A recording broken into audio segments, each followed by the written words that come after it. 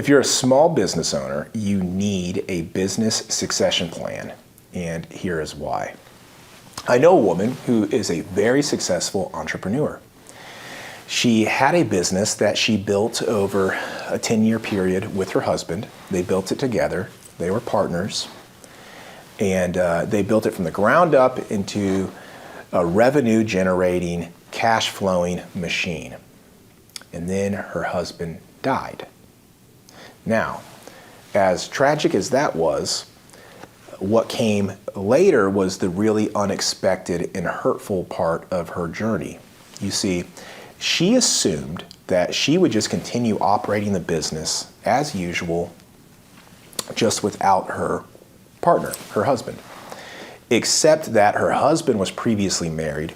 He was twice previously married, which meant that he had several adult children from both marriages. Now, this woman never raised those children. She was not a part of their lives, and she really didn't have much of a relationship with them.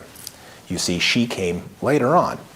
Well, she later found herself in court fighting those other adults because they had inherited a stake in her business because her husband didn't have an estate plan. He didn't have a business succession plan. Neither one of them did.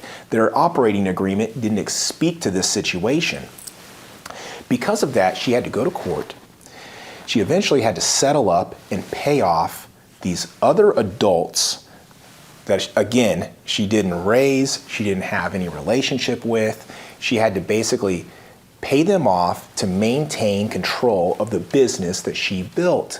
This is a scenario that no business owner wants to go through, that you shouldn't go through, and that you don't have to go through. All of this can be prevented with planning. I help small business owners plan for these sorts of events. Please contact my office. I would love to work with you. I would love to ensure that your business remains uninterrupted, that operations continue even through the death or incapacity of yourself or your partners.